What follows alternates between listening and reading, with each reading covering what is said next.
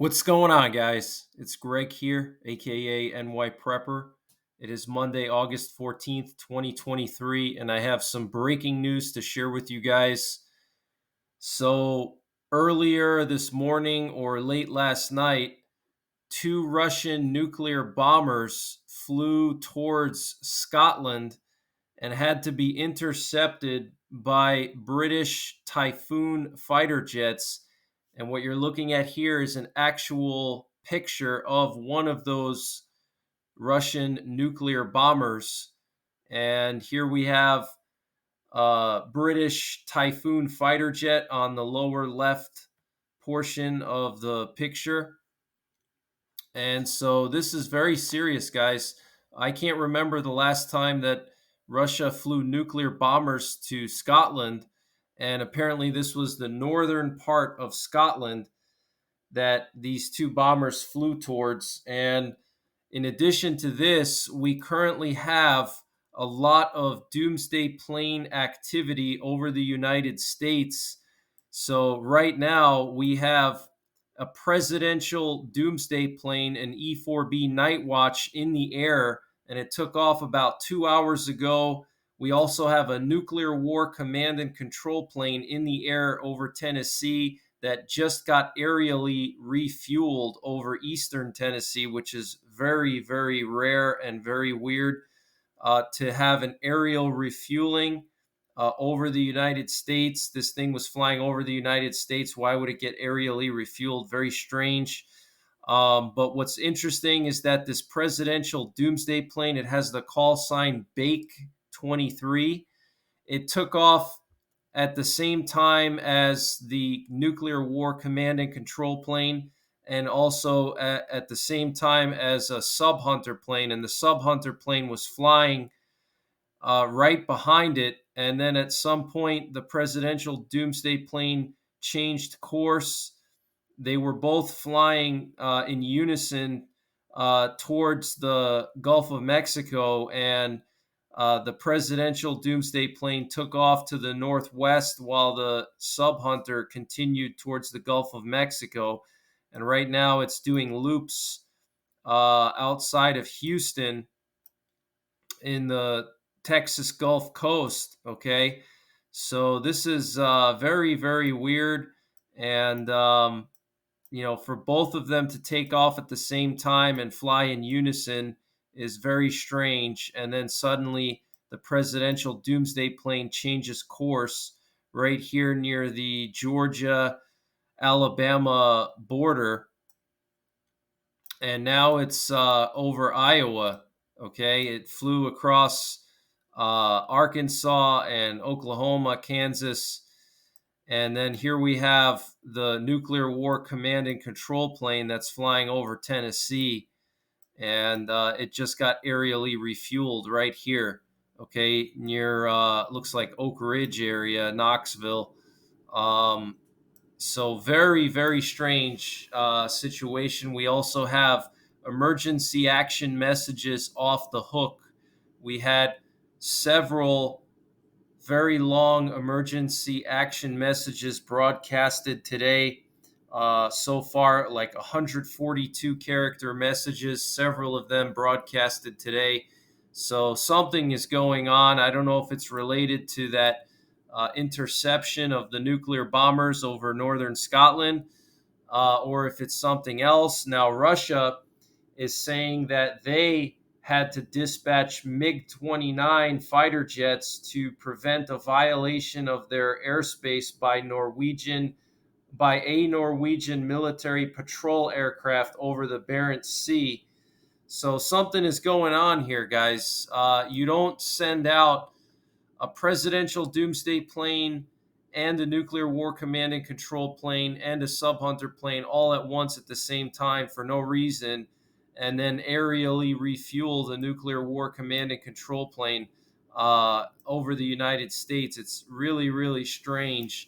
So I personally think something spooked these planes into the air.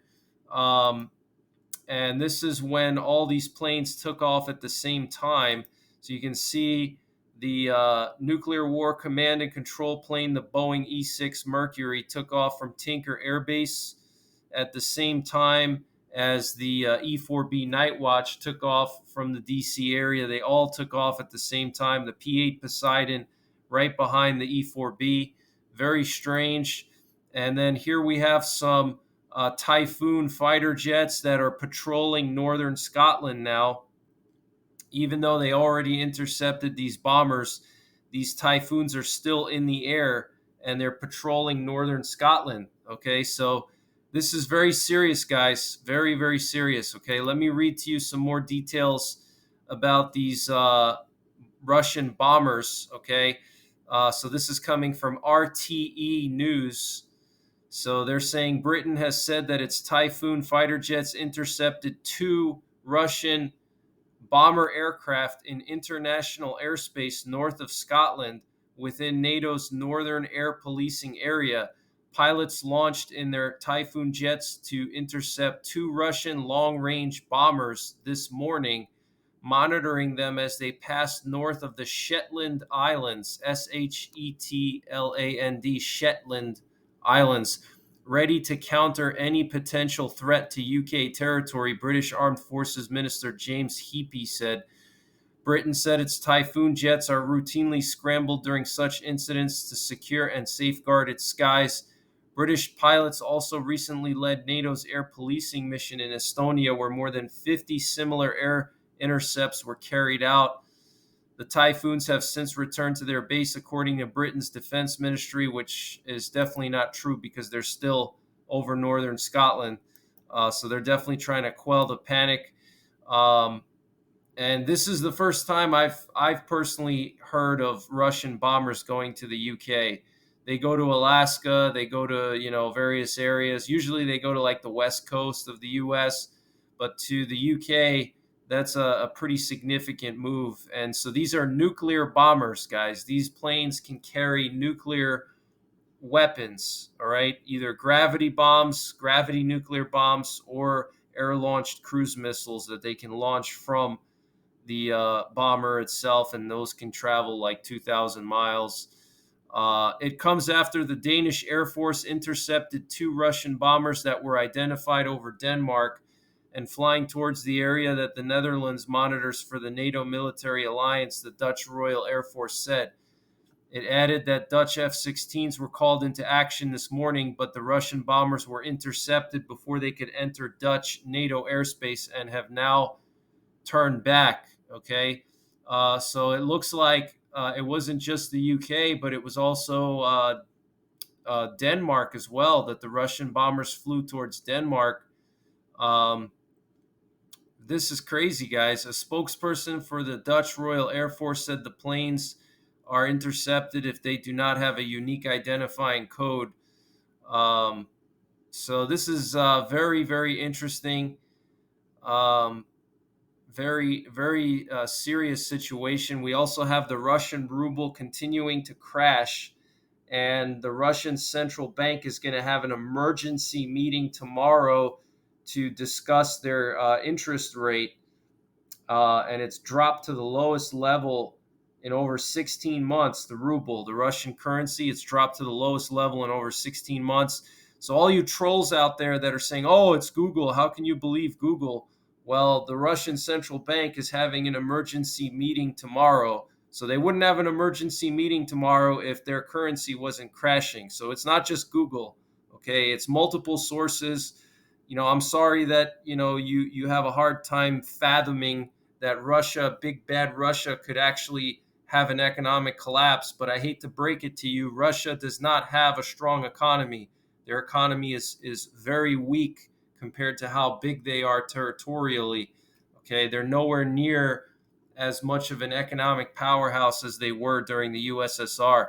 And here we have a chart showing the last 5 years, the Russian ruble, and you can see how it dipped dramatically when the war started, and then it shot up when the Russian bank, changed things around, and then it hit a peak last summer, but it's been dropping ever since. And the last 2 months, it's really been sliding. And look at how low it is today. I mean, it's almost as low as it was when the war started. So it's not looking good. Russia, they can play with interest rates. They can do all these things. but that's just a temporary fix. It's like if you're in a leaking boat and you're putting duct tape on the holes in your boat to try to prevent the water from getting in. Eventually, that duct tape, it's not going to be enough and you're going to sink. But that's what they're trying to do. They're trying to patch those holes frantically because they know that they're in trouble. And it's just going to keep getting worse for them because fundamentally, this war is costing them a lot of money, and also the sanctions and everything. Um, so we have to keep an eye on this because that's when we could see Putin do something crazy. If he feels threatened, like the Russian economy is collapsing or on the verge of collapse, he could do something crazy like launch nukes. And very interesting flight. We had some Russian diplomats that left Moldova last night. And what's interesting is they flew over Romania and avoided Ukrainian airspace, and they flew over the southern part of the Black Sea to avoid any potential missiles from Ukraine, taking basically a very wide berth around Ukraine here. But this is from the Russian diplomats that Moldova kicked out. Um, we also have some breaking news coming from Poland. Poland is going to create a new territorial defense unit on its border with Belarus. Now, this is in addition to the 10,000 troops that they've already moved. They've already moved 10,000 troops to the border, and now they're going to create a full-time unit right near the border of Belarus, just 35 kilometers away. And we also have some breaking news from Poland that apparently 2 Russian citizens were arrested for distributing propaganda materials of the Wagner Group in Warsaw and Krakow. And this was reported by the Polish Interior Minister Mariusz Kamiński. Both are being charged with espionage. Okay, so very interesting. And want to just show you some of the reconnaissance activity in Poland and the Baltic countries. Look at all these planes here. Notice where they're flying the most is in northeastern Poland. We had an RC-135 rivet joint. We had an E-8C joint stars, and then we had a CL-60. These are all reconnaissance planes, and they were patrolling the Polish, Belarus, and Polish-Russian border overnight. Very heavy monitoring. Okay, this is very, very heavy monitoring here of this area. So something is going on. Tons of emergency action messages today, like I mentioned, a doomsday plane. Something's going on here behind the scenes. And we have an AWACS plane and a P-8 Poseidon that were patrolling the Romanian Black Sea coast here earlier this morning. And here we have a Stratotanker that was flying over Delaware earlier this morning. And Biden is in Delaware and Rehoboth Beach. I guess he was just going away for the weekend. And I'm sure that this is probably for refueling Doomsday planes and various other planes to protect him. We have a sudden drop in solar activity. Here we have this current solar disk, and you can see very tiny sunspots. Now, if you remember, like a month ago, I would show you guys this solar disk, and these sunspots would be massive. And now they've suddenly shrunk to very small size. And this could be a sign that the solar max has already been reached, and we're starting to go down towards the minimum. And I personally believe that we are in a grand solar minimum, and we could start to see effects of that in the coming months and years. So get prepared. Make sure you have robust preparations for winter. Okay, make sure you have alternate heat sources, sleeping bags, wool blankets, snowshoes. Okay, you need to be able to get around in the snow. If you can afford it, get a snowmobile. But you can see how tiny these sunspots are. They're very, very small compared to just a week or two ago. There were some monster sunspots. There was that one sunspot that caused an X 1.5 solar flare, and these are just tiny. So this tells me that the sun is starting to slow down as far as in its 12-year cycle. I think we're already at the peak and we're going down now.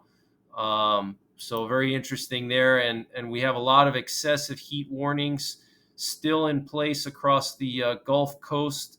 We have Florida, Georgia, Alabama, Mississippi, Louisiana, Arkansas, Texas, excessive heat warnings.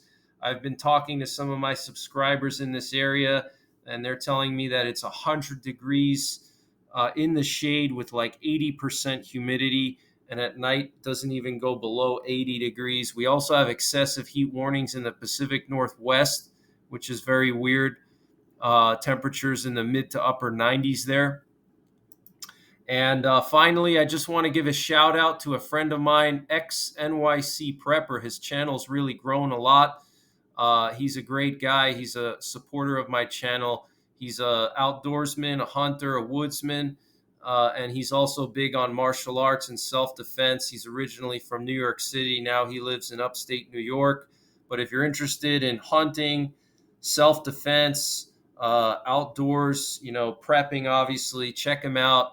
He's a very good guy, very down to earth. So that's pretty much it for this one, guys. I'll keep you updated. Take care, God bless, and don't forget the 3 Ps: prepare, practice, and persevere.